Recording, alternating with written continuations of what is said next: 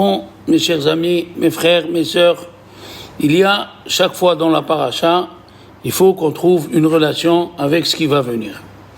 Nos Chachamim me disent dans la paracha de Ve'ata Tetzavé, il y a une relation avec ce qui était une accusation contre Mordechai, parce que cette génération, d'après la Gemara de Megillah Daf Yudbet, ils ont profité de la Séouda.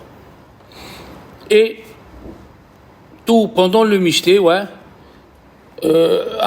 comment il s'appelle Achashverosh, il a cru que les 70 ans sont venus, il peut s'habiller avec les habits du Kohen Gadol. Qu'est-ce qu'il a fait? Il a bu, et même il s'est habillé avec les habits du Kohen Gadol, et c'est écrit Behar Oto et Osher Kevod Malchuto, pour montrer la puissance de l'honneur qu'il avait. Et qu'est-ce qui est écrit là-bas, dans la Megillah? Il s'est habillé les Chavod ou le Tifaret. Les Kavod, pour honneur, et le Tifaret, la majesté. Et qu'est-ce qu'on voit ici? On voit ici aussi que c'est écrit Ve'asita bigdei kodesh, tu feras des habits saints, les Chavod ou le Tifaret. C'est écrit le même mot, les Chavod ou le Tifaret. Question avant de commencer. Comment ça se fait? Retenez bien. Comment ça se fait que le fils de Nebuchadnezzar, il a sorti les ustensiles du Beth Amikdash, il a bu dedans, et une main est sortie, elle a écrit sur le mur Mané, Mané, Tekel. C'est quoi Mané, Mané, Tekel? Il a appelé Daniel, il lui a dit Mané, Mané, Dieu il t'a compté, il a vu que tu es léger. Il lui a dit qu'est-ce que ça veut dire? Il lui a dit tu vas mourir ce soir. Tu vas mourir, il est mort. Alors lui il a sorti les ustensiles. Il n'est pas mort. Et Ahashverosh, il a sorti les ustensiles. 6 par jour, 180, ça fait combien, Léon? 6 par jour, 180 jours, 5400. Il y avait 5400 ustensiles du Beth Amikdash. Par 180, ça fait 6 fois. 5400 divisé par 180. 5400 divisé par 180, ça fait pas 6. Combien ça fait? Ça fait 40. Mais non, par jour, 180 jours. Il a fait un repas de 180 jours et chaque jour il sortait un trésor du Beth Amikdash qui avait 6 ustensiles. Eh bien, 6 multiplié par 180, vas-y. Ça fait 1080. Alors maintenant tu divises 5400 par 180. 5400 par 180, 54 divisé par 2, ça fait 300 jours. Tu n'as pas compris. 5400 par 180. Ça fait 30 jours. 30 jours. Mais vous n'avez pas compris. 180 jours. Prends, refais. 180 jours. Il y avait 5400 ustensiles. Combien ils sortaient tous les jours? 30. Voilà, 30. Eh ben voilà. Ouais. Béar Otto est en cher qui vote Bacho. Et lui, il a sorti les ustensiles, il n'est pas mort. Alors, comment se fait-il? Hazako Baruch, merci. C'est la question de Rabbi Shlomo Kluger. Rabbi Shlomo Kluger, il dit que le fils de Nebuchadnezzar, il a sorti les ustensiles, il est mort. Hashverosh, il a sorti les ustensiles, il n'a rien eu. Ça, c'est le roi. Il a dit, pour répondre à cette question, il y a une autre question. Tu as vu, toi, un roi et une reine qui font les fêtes séparées? Le roi, quand il reçoit quelqu'un, il y a sa femme avec lui. Toujours la femme, elle est à côté de Macron. Enfin, sa grand-mère, elle est à côté de Macron. Et de l'autre côté, pareil. Comment c'est possible? Mazé. Qu'est-ce qui s'est passé? Il s'est passé... Vashti, elle a dit à Achashverosh, écoute chérie, moi je voudrais faire une fête entre les femmes. C'est une chose qui ne se fait pas. Il lui a dit oui. Il a fait Michila de son kavod. Ça veut dire que c'était sa nature comme ça de laisser passer. Quelqu'un qui laisse passer, il a la longue vie. Tu as compris? Même s'il est Hayav Mita, comme la Gemara raconte, Rab Huna, père de Rav Yosef, il est venu Rav Papa dans la Gemara de Rosh Hashanah, il lui a dit préparez-lui les valises, il va mourir. Le lendemain, il se lève. Et Rav Papa, il a eu honte de le voir parce qu'il a prévu qu'il va mourir. Et il lui a dit, Ravuna, non, n'aie pas peur, je suis monté là-haut. Et je devais mourir, mais une voix est sortie du ciel, elle a dit, non, il faut lui redonner la vie parce que lui, il laisse passer. Malgré qu'il a raison, il laisse passer, nous aussi on laisse passer. Il s'est levé, il a vécu, il a vécu, je sais pas, 12 ans ou 18 ans. Celui qui laisse passer, voilà. Maintenant, à Ramban, il dit aussi que le Kohen Gadol, que Dieu il lui a mis dans la tenue des clochettes. Venishma' kolo bevo el hakodesh. Hein? Il a dit, même les rois, ils font pas ça. Pourquoi Dieu il a mis au Kohen Gadol de lui mettre des clochettes? Pa'amon verimon. Pa'amon, une grenade, et une petite clochette. D'accord? Il a dit, parce que c'est pour nous apprendre que celui qui rentre dans le palais du roi, il faut qu'il tape à la porte. Les clochettes, c'est comme taper à la porte. C'est pour dire à Kadosh Baruch Hu, je rentre avec ta permission. Ouais. Je rentre pas comme ça. Tu comprends? Et de là-bas, ils ont appris Khamim, c'est un grand issour, un homme qui rentre chez lui sans taper à la porte. Même chez lui. Même chez lui. Sa femme, elle est... Surprise. Elle va être surprise, elle va l'avoir... Il faut taper à la porte. D'accord? Il dit le Baal HaTurim, il y a 3 fois Venishma. 1, c'est écrit Venishma Kolo Bevo El HaKodesh. 1, Kol Asher Diber Asher Naase Venishma. Et dans Megillat Esther, c'est écrit Venishma Pidgam HaMelech.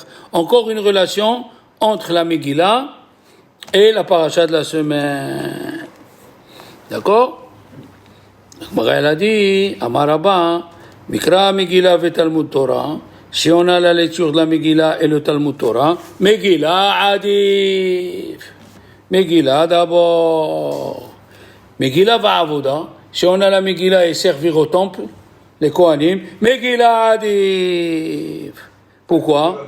Parce que Kol Asher Diber Hashem Naaseh Venishma, et c'est écrit Venishma Pidgam HaMelech. C'est quoi Venishma Pidgam HaMelech? C'est la Megillah. Ki Rabbahi. Dans la Megillah, c'est écrit Venishma Pidgam HaMelech. Ki Rabbahi. Voilà encore une relation entre la Megillah et la paracha de la semaine. D'accord? Vous avez une autre chose, c'est que la paracha de la semaine, écoutez bien le Chidouche, le Siporno il dit, il y a 3 choses, nous on s'est habitué à penser que Moshe Rabbeinu n'a pas participé à la construction du Mishkan. Il n'a pas amené d'argent et il n'a pas participé. Quand tout était fini, Moshe Rabbeinu, le 27 Adar, il a commencé à monter et démonter. C'est tout. Et le 7e jour, Dieu l'a appelé, c'était Rosh Chodesh Nissan, il lui a dit, tu dois donner ça à Aaron. Et il a eu du mal, le Midrash il dit, il a eu de la peine. Et comment Moshe il a de la peine? Comment Moshe il a de la peine alors que lui il a dit à Dieu, je veux pas être le sauveur dans le Aaron pour pas le froisser. Il a eu de la peine, ils disent les Mefarshim, il a eu de la peine. Pourquoi Dieu il lui dit à lui de dire à Aaron? Pourquoi Dieu il dit pas à Aaron directement? C'était Aaron ou Aaron son choix? Aaron qui était Kohen Gadol. Alors quand Dieu il a dit ici, il y a 3 choses que Moshe a fait que Dieu lui a dit. Ve'ata tetzaved ben Israël. Il lui a dit occupe-toi de l'huile. Ve'ata akrev elecha et Aaron achicha. Rapporte ton frère, rapproche-le. Et après c'est écrit Ve'ata tedaber el kol chachmei lev. À toi de parler à tous les ouvriers. Il y a 3 choses que Moshe il a fait lui-même. Les gens ne le savent pas. C'est écrit Ve'ata. Tu dois faire de sorte qu'ils étudient la Torah. C'est quoi l'huile d'olive? C'est l'étude de la Torah, ouais. C'est l'huile d'olive qu'on met sur la menorah, et la menorah, elle représente la Torah. Après, il lui a dit, et toi, tu vas nommer Aaron, pour montrer que la Torah, elle est plus grande que le service divin, dans le Beth Amikdash. Eh oui. Et la 3e, tu parleras à chaque juif qui a envie de travailler, tu vas lui parler que Dieu, il va leur donner un savoir, un Ruach HaKodesh, Ve'ata akrev elecha, ve'ata tetzave, ve'ata tedaber. 3 fois ve'ata. D'accord? La question, elle est, pourquoi il n'y a pas écrit Moshe Rabbeinu dans la paracha de cette semaine? Alors, le Baal HaTurim, il a dit, parce que il a parlé sans faire exprès. Il a dit, si tu pardonnes pas à ton peuple, efface-moi de ton livre. Et on sait que les Chachamim, tout ce qui parle, comme Yaakov, il a dit, tout celui qui en lui est penate, la vanne qui meurt. Et il ne savait pas que c'était... Et la question, elle est... Regarde cette question en même temps. Quand on lui a dit que le vice-roi d'Égypte à Yaakov, on lui a dit, Réhouven et Yehuda, il a dit, il ne veut pas nous laisser partir, il a gardé Shimon, il veut Binyamin. Pourquoi Yaakov, il n'a pas maudit le vice-roi? Il a dit, Yaakov, j'ai déjà fait une bêtise. J'ai maudit, je ne savais pas qui c'est, c'était ma femme. Si je maudis, je ne sais pas sur qui ça va tomber. Alors je ne maudis pas. Aïe, aïe, aïe, aïe. Il aurait pu le maudire un mot, il tue le vice-roi et le roi et tout ce qu'il y a là-bas. Il a dit non, c'est déjà mal fait. Vous savez comme c'est joli, je continue pas. D'accord? Il a dit, c'est écrit, on a dit que il y a un rave qui s'appelle Rabbi Aaron Perez, qui est de la ville de Djerba. Il a dit, c'est écrit, Venishma kolo bevo el kodesh. On l'écoutera sa voix quand il rentrera dans le sein. Ça c'est Keter Keuna, la couronne des Kohanim. Ve'na'ase venishma, c'est par rapport à la Torah. Ve'nishma pidgam hamelech ki rabbahi, c'est la Megillah, c'est Keter Shem Tov. Hein? Alors, les Chachamim ils disent ici, pourquoi on a mis la paracha des korbanot à côté de la paracha des habits du Kohen? La paracha de Dérouma, elle finit par les korbanot. Maintenant, nous, on est dans les habits du Kohen, pour te dire. Comme les korbanot, ils pardonnent, les habits du Kohen aussi, ils pardonnent. Comment? La tunique, elle pardonne sur celui qui a tué sans faire exprès. C'est Féroud Damim. D'accord? Les pantalons, ils pardonnent pour celui qui a, sans faire exprès, dormi avec une femme interdite. C'est écrit dans la Gemara. Ils vivaient ensemble, c'est écrit dans la Gemara de Gittin. S'il a dormi avec sa belle-sœur, il se lève le matin, il voit que c'est sa belle-sœur. Parce qu'ils ne parlaient pas. Ils s'éteignaient les lumières. Les Juifs étaient Kedoshim, pas comme aujourd'hui. Aujourd'hui, ils se voient complètement. Avant, ils allument 40 lumières. Et la même chose, c'est écrit, et tu lui feras comme un short pour couvrir, pour couvrir sa nudité. Mitznefet, la tiare, elle pardonne à ceux qui ont l'orgueil. Ils ont l'orgueil. Ah oui. Avnet, la ceinture, elle est à côté du cœur. Elle n'est pas en bas, la ceinture du Kohen. Elle est là. Viens pardonner tout celui qui pense des mauvaises pensées. Prochaine, le pectoral. Et venez pardonner sur les dayanim qui se sont trompés dans la halakha. D'accord? Ephod. Qui c'est qui s'appelle Ephod? C'est aussi Avodah Zara. Le mot Ephod, on l'a trouvé dans Hosea. En Ephod utrafim. Ça pardonne à celui qui a cru que c'est permis de rentrer dans le cimetière des Goïm, que c'est permis d'accompagner un Goï à l'église. Il y a des Juifs, ça pas. Ils n'ont pas fait exprès. Ou devant une statue, il lui est tombé une pièce, et il se plie en deux devant la statue et il ramasse la pièce. C'est un sourd. D'accord? Mais il mechaper ala sonara. Ah, le me'il, c'est là où il y avait les... Et c'est la tunique, non? Non, ça c'est le... La robe, alors, Voilà. Et ils étaient accrochés là-bas, les clochettes. Alors la Gemara dit, il vient la chose où il y a de la voix, elle pardonne la chose où il y a de la voix. Et le 6, le tzitz, c'est-à-dire le morceau d'or, où il y a écrit Kodesh Lachem, il vient pardonner sur l'effronterie. Ouais, quelqu'un il est effronté. l'effronterie. Il parle à sa femme comme s'il parle à un chien. Il parle à son rave, c'est comme s'il parle comme un chien. Tu comprends? Il a le langage, comme il parle à ses copains, il croit que le rave aussi. Non, fallait vous la fermer, il dit au rave, par exemple. Ou il lève la voix. Non, mais c'est des gens qui savent pas. Ils parlent comme ça. Il envoie des textos.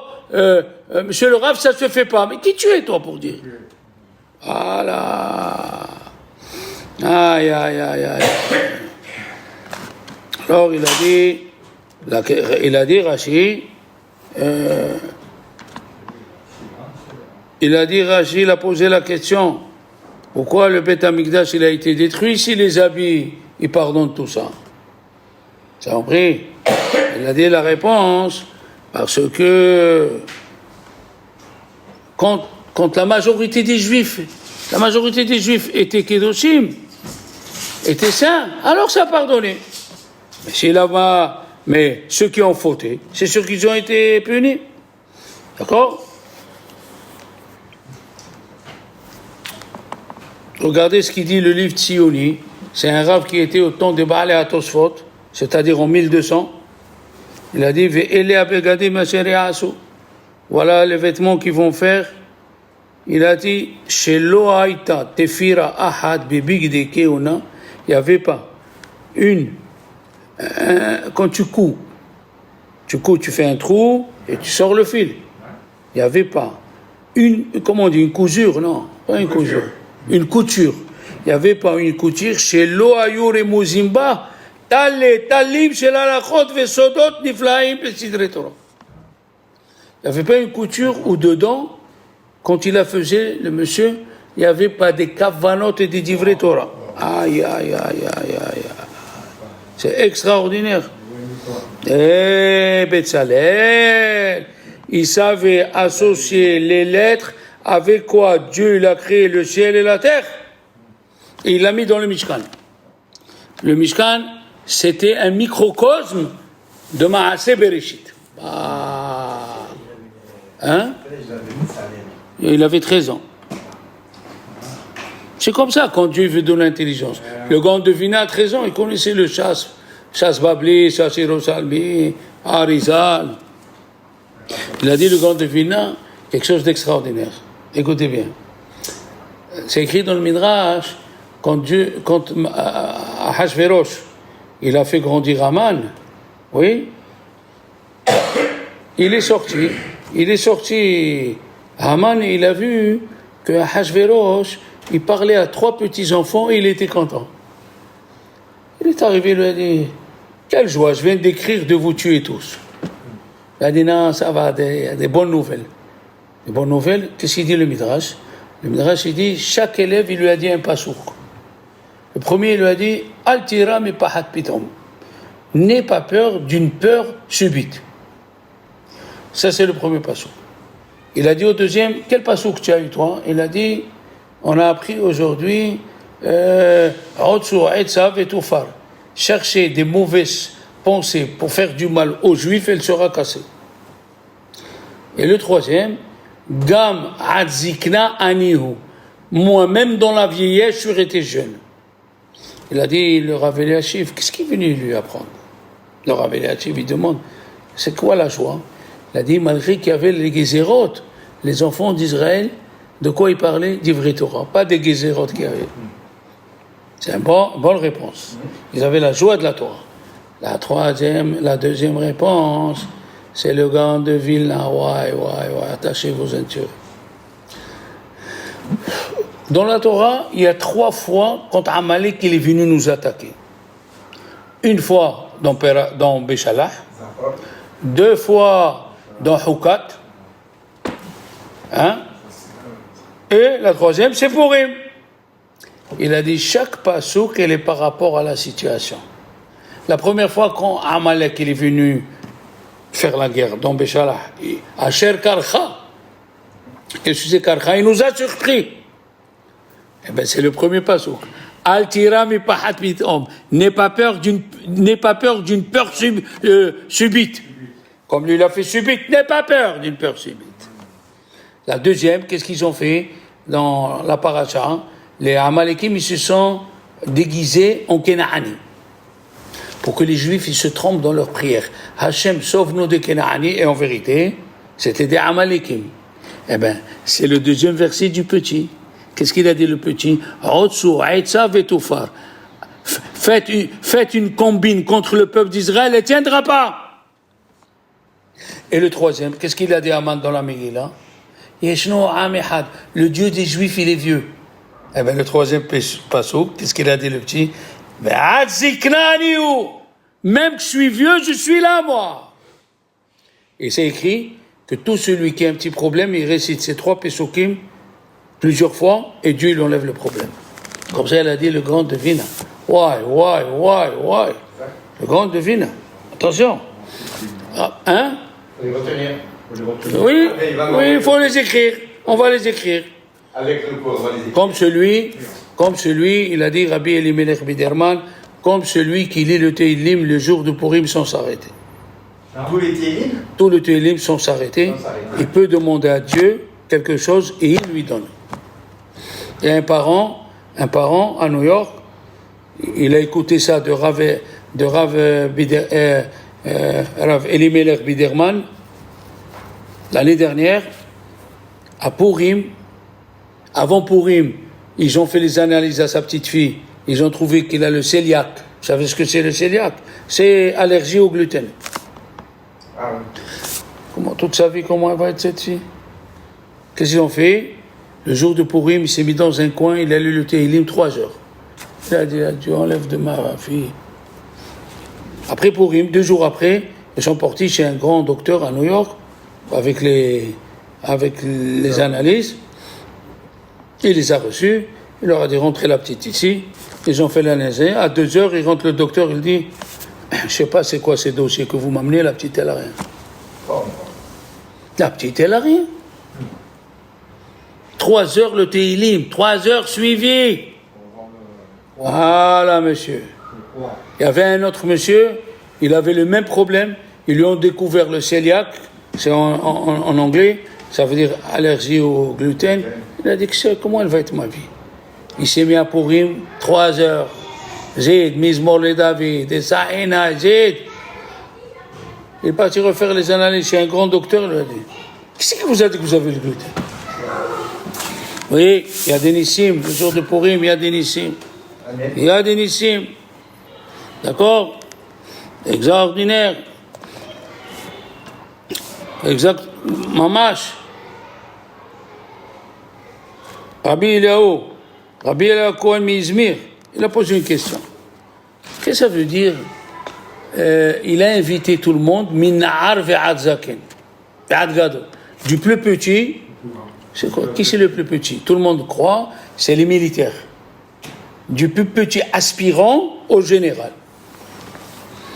Il a dit, Rabbi Eliaou Cohen, non. Il a invité les petits juifs. Pourquoi? Pour les faire fauter. Pourquoi?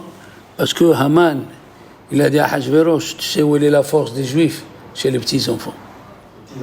C'est écrit dans le Shulchan Aruch, dans Arama, les petits-enfants, ils écrivent Haman dans un papier ou dans un bâton et ils le frappent toute la journée de Purim ou ils les jettent aux toilettes. Les petits-enfants. Il a dit, le Tanya Rabati, Arab Shalom, Tanya Rabati, il a écrit, et c'est un rave de 1445. Il a dit, quand on chante les Pesukim, il a dit, c'est ni un minhag des Nevi'im, ni une obligation, c'est pour rendre heureux les petits-enfants d'Israël. C'est comme ça. Le grand devina, il dit, il faut amener à la synagogue les petits-enfants, même ceux qui sont moins de 6 ans. Oui, Ouais, moins de 6 ans. Les autres, ils disent, non, quand tu amènes moins de 6 ans, ils parlent. Non, même moins de 6 ans. Pourquoi? Il dit, quand il est sorti, Haman, il est parti chercher Mordechai. Il était assis avec qui, Mordechai? 22 000 enfants. Il lui a dit, qu'est-ce que vous avez étudié? Qu'est-ce que vous faites? Qu'est-ce qu'il a dit? C'est écrit dans le Midrash, Rabbah de Esther, Perek Vav. Haman, il a dit, je sors d'ici, je leur mets les ceintures en fer qui ne sortent pas d'ici jusqu'à que je les tue demain. Comme ça, il a dit Haman. Et il a dit, je vais les tuer. Et comment il a dit à Achashverosh? Il parlait bien la Shonara Haman. C'était un grand, comment tu as dit là-bas, dans la salle d'audience, il y a un qui condamne, comment il s'appelle celui-là? Pas le juge. Non. Il y a un type qui parle au nom de l'État, il condamne. Procureur. Dans l'heure, il a dit, ils ont défait les Juifs chez Hepehe. Qu'est-ce que c'est chez Hepehe? Shabbat Hayom, Pesach Hayom. Rien qu'ils mangent, les Juifs, ils mangent. Et ils ont un jour où ils jeûnent, et ils font jeûner leurs enfants. Ils sont tellement cruels. Ils font jeûner leurs enfants. Comme ça, il a dit. Comme ça, il a dit Haman. Pour effacer le nom des Juifs. Comme ça, il a dit Haman. Mahshemo Vishem Zechro. Et oui. Et alors, Ahashverosh, il s'est laissé faire. Ah ouais. Il a dit, ouais, je vais te signer, je vais faire. Qu'est-ce qu'il a pris le soir? Le soir, Mordechai, quand il a dit à Haman, je vais les tuer, ils se sont mis les 22 000 enfants en train de crier, Papa, viens nous voir Shamaim. Et c'est écrit que Dieu, il s'est réveillé. Il a dit, c'est quoi ces voix de petits agneaux en moi? Ils lui ont dit, oui, voilà ce qu'il a fait. Il a dit, et Ahashverosh il dort, Bala ila una deda shenata melech. Chaque fois qu'il écrit un melech, c'est Dieu. Et là, il s'est levé. Regardez le Nes. Il a dit, qu'est-ce qu'on a fait à Mordechai? Il a dit, on n'a rien fait. Il a dit, comment on n'a rien fait à Mordechai? Et alors lui, il m'a sauvé la vie et je lui ai rien fait. Et en ce moment-là, qui était dans la cour pour rentrer chez le roi? Haman. Imagine-toi, il dit le Hachir, il serait venu 30 secondes avant. Il aurait écouté tout ce qu'il a dit Achashverosh à ses conseillers, qu'il faut faire du kavod à Mordechai et tout. Il serait rentré pour parler du mal. Mais comme il ne s'attendait pas, et il lui a parlé anonyme, il lui a dit à Haman, quand un homme il m'a fait du bien, et lui il a pensé à qui? À lui.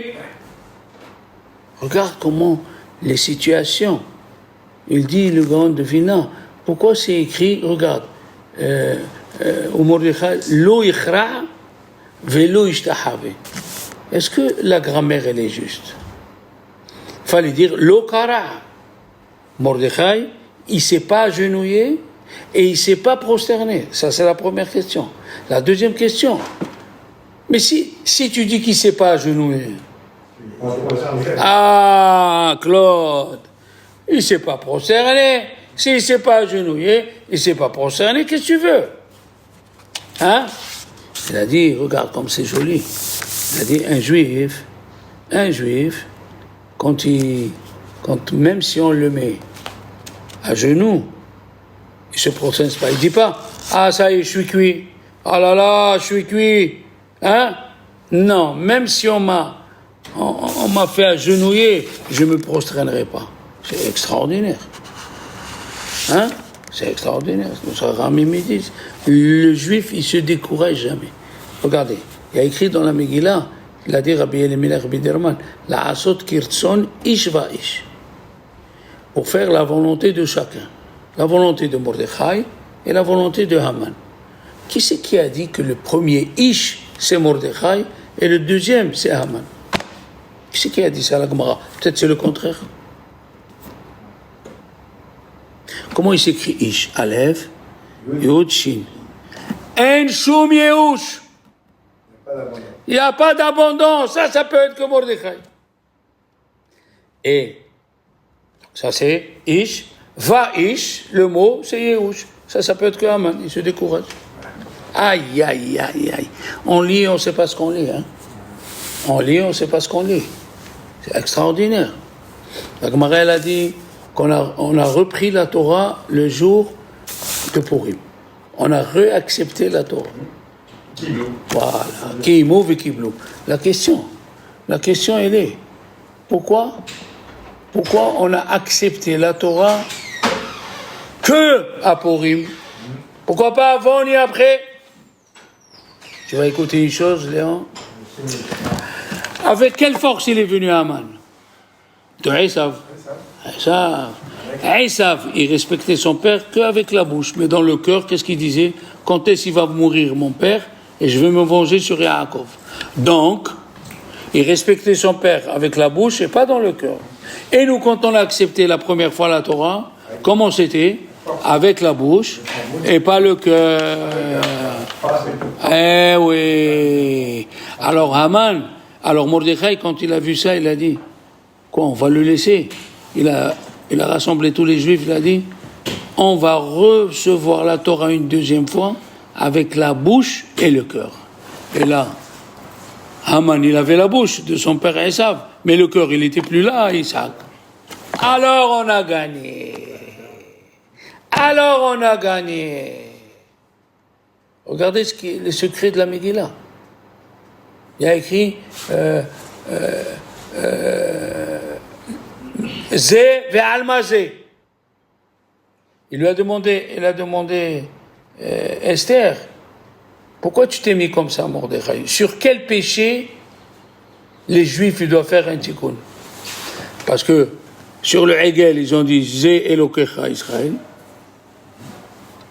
Et sur la faute de Yosef, il a dit Hakernet Haketonet Hazot. Quel péché? La fraternité ou la Avodah Zara? Parce que toute la vie du peuple juif, on est poursuivi par deux péchés. Ou le veau d'or, ou qu'on ne s'aime pas. La preuve, le Kohen Gadol, il rentrait dans le Saint des Saints sans l'or. Et la Mishnah, elle parle deux fois combien elle coûtait la tunique. Qu'est-ce que s'en fiche combien elle coûtait la tunique? Pour montrer à Dieu, on est le jour du jeûne, on s'aime tous. On fait le tikkun de la faute d'Adam Arishon, des frères. C'est extraordinaire. Alors elle a demandé, sur quel péché? Elle lui a dit, Esther, Lech kenos et kol hayehudim. Ramasse tous les juifs. Ça veut dire on ne s'aimait pas entre nous. Et la meilleure mitzvah qu'on fait de matin, Mishloach Manot, il faut la donner à celui que tu n'es pas bien avec lui.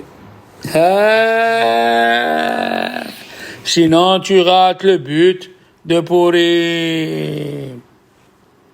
Vous avez écouté, mes enfants? Allez, on fera la suite après.